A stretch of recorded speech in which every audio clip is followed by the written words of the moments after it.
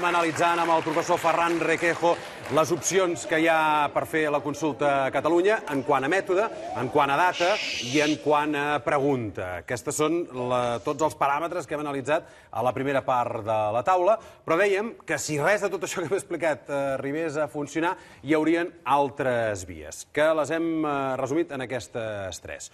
Una seria fer una consulta alegal. Una altra seria fer unes eleccions plebiscitàries, de les quals també se'n parla molt, i l'altra, una també molt famosa, declaració unilateral d'independència. Expliquem-les també en què consisteixen, Ferran. Bé, una consulta legal és el que diu el títol, és a dir, fer una consulta sense tenir el marc legal procedimental que la regula. O sigui, ni d'aquí, ni català ni espanyol. Clar, perquè si no existeix, doncs no existeix. Però hi ha algun organisme, això ho pot organitzar des del mateix govern, fins a associacions de societat civil, etc. Nosaltres en el Consell això ho desrecomanem. Diem que això no es pot fer. Una decisió tan important per un col·lectiu com és marxar d'un estat i fer un estat propi, un estat independent, no es pot decidir amb un procediment que no estigui clar. O sigui, no pots agafar que ho organitzin els geganters de cada poble. No, això no es pot. Perquè, a més, això deslegitima molt ràpid. Si no tens el procediment correcte, clar, deslegitima el resultat. O sigui, aquí ens hem de dirigir també a la comunitat internacional. Si hem de fer una política que els ciutadans de Catalunya ho entenguin bé, etc., però els actors importants, al final, és la col·lectivitat internacional. Per això es fa tot això de demanar pel 150.2 al govern central, sabent que diran que no, a no ser que hi hagi una cosa molt estranya, diguéssim, diran que no, però és important fer-ho, malgrat que tu ja sàpigues el resultat negatiu, perquè ha de quedar clar que nosaltres seguim, des de Catalunya, diguéssim, la legalitat vigent. O sigui, no som una pandilla, diguéssim, de revolucionaris exacerbats i emotius i tal. No, escolti, nosaltres volem fer les coses legalment, bé, amb les regles procedimentals clares, etc. Són el poder central que no impedeix fer això. Diguéssim, i això de cara als actors internacionals, això és important. Per tant, la consulta jo crec que ha de ser amb unes regles procedimentals molt clares. Pensem, per exemple, en només un punt, el cens. Qui pot votar i qui no pot votar. Això ha de quedar claríssim. O sigui, ha de ser una llista molt neta, molt clara, de quins són el col·lectiu de votants, que són 4.900.873, diguéssim, o sigui que estan tots ben identificats, i quins no hi són. Amb una consulta legal, amb quin cens ho faríem, això? No se sap. El padró... I, esclar, el padró... Bueno, no sé, tot té problemes... Majors de 16 anys, és molt... Vaja, una decisió d'aquest tipus, les regles han de ser claríssimes. Molt bé. La segona, dèiem, que és les eleccions plebiscitàries. Sí. Que se'n parla molt, però tampoc acabem de saber què són les eleccions plebiscitàries. Per exemple, les eleccions plebiscitàries, què són? Tots els partits que estan a favor de la consulta o del sí, que s'uneixen amb una sola candidatura i un sol punt en el programa, què són unes eleccions plebiscitàries? No. Eleccions plebiscitàries és una expressió que ha fet fortuna, però no existeix, això. El que existeix són eleccions al Parlament de Catalunya, com tota la vida. Bé, tota la vida, dels últims 30 anys. Els últims 30 anys. Per tant, és qui té, diguéssim, la funció, la competència, l'únic que té la competència per convocar unes eleccions és el president de la Generalitat. El president de la Generalitat convoca unes eleccions al Parlament de Catalunya. Això és impecable. Sempre s'ha fet així, per entendre. Sempre s'ha fet així. Totes les eleccions que hem tingut han sigut així. Seria una altra vegada fer unes altres eleccions, ja en portem, em sembla que són 8, doncs serà la número 9. El que converteix aquelles eleccions en plebiscitàries, perquè formalment no ho són... Com a concepte... És el procés polític, o sigui, és el que fan els partits. I el que el votant, els electors, els ciutadans de Catalunya, diguéssim, donen el vot a partir del que els partits inclouen als seus programes electorals. Aleshores, alguns partits que estan a favor, per exemple, de la independència, posen com a punt estrella, diguéssim, del seu programa, que si ells guanyen sumats, diguéssim, tenen la majoria, faran un procediment establert per declarar la independència, etc. Per tant, el que converteix en plebiscitàries unes eleccions, diguem-ne, normals, és el procés polític que està en marxa en aquella societat. Per tant, Però serveix com a referèndum, per això, les eleccions? O llavors després, un cop es fan les eleccions i guanyen els partits que diuen que volen ser independents, llavors s'ha de fer un referèndum? Això no està escrit. És a dir, això és una decisió política que el nou Parlament, aquest que surti d'aquestes eleccions, amb aquesta majoria, si surt una majoria favorable a la independència, haurà de decidir. Què podria ser, per exemple? Hi ha 2, 3, 4 partits que diuen, si nosaltres tenim majoria, farem una declaració unilateral d'independència, que és això que estàvem veient aquí. Molt bé. Surt aquesta majoria i fan una declaració unilateral d'independència. Aquesta declaració unilateral d'independència... Perdona, abans que continuïs, vol dir que no es pot fer una declaració unilateral d'independència sense haver fet unes eleccions abans? No, les declaracions es poden fer... Pot ser en qualsevol moment. Això seria fer-ho ara. Si ho portes en el teu programa electoral, tens una miqueta més de raó per fer-ho. Fas la declaració unilateral d'independència. En què consisteix? On es fa? Com ho fas? Què passa l'endemà? Què és això? Bé, tot això té que estar previst. On ho fas? Al Parlament.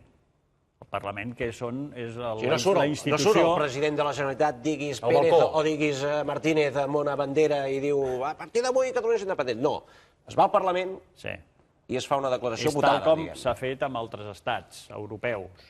És el Parlament, que és els representants, diguéssim, de la ciutadania, que fa una declaració, normalment és una declaració curta, però solemne, i amb una votació parlamentària, d'independència. Això de declaració unilateral d'independència és una mica redundant, perquè totes les declaracions d'independència són unilaterals.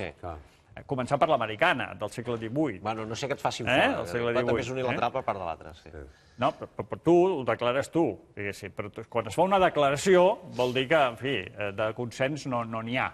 Per tant, la fa una part. Llavors això seria en el Parlament, i llavors els parlamentaris i sobretot el govern que surti d'aquest Parlament ha de decidir si després encara fa el pas de quan sigui ja independent ho consulten fa un referèndum de ratificació. Però clar, una cosa és declarar-te independent i l'altra ser-ho. Aleshores, si es vol fer la declaració, jo sempre insisteixo en això, fer una declaració és molt fàcil. Ho podem fer ara, si volem. El que costa més és aguantar aquesta declaració. Per tant, tens que haver fet tota una sèrie de mesures, per tant, aquest govern que té majoria al Parlament té que tenir un pla fet de molts tipus, tant de política interior com de política europea com de política internacional, pel dia que dic, quan fem la declaració, som capaços d'aguantar-ho. Encara que no ens reconegui quasi ningú. Per tant, posem per cas, tu fas la declaració, el govern d'Espanya et tanca l'aixeta, perquè fins ara el finançament funciona d'aquesta manera, tu has de ser capaç de sobreviure amb recursos teus econòmics. Això és una de les coses que s'haurien de fer. No només sobreviure, que és una expressió una mica... No, has de tenir organitzat des d'una hisenda pròpia tots els mecanismes, diguéssim, procedimentals, no només econòmics, sinó també fiscals, també polítics, de relacions exteriors, etc., per tal que quan tu comences, dius, tot aquest pla d'acció que tenim comença el dia 0 avui. Però clar, això s'ha de preparar i s'ha de preparar professionalment molt bé per part, sobretot del govern, però amb un recolzament, podríem dir, molt honest i molt obert amb els partits que recolzen aquest procés, diguéssim. Encara no hi som, aquí. No hi som. Avui encara estem parlant de com es podrà fer la consulta, que per concloure una mica a nivell de conclusió, diríem que, o sigui, si ara t'ho pregunto com a tu, Ferran Requejo, especialista en totes aquestes qüestions, si tu haguessis de recomanar com s'hauria de fer això, resumint tot el que hem dit, diries... Pregunta directa.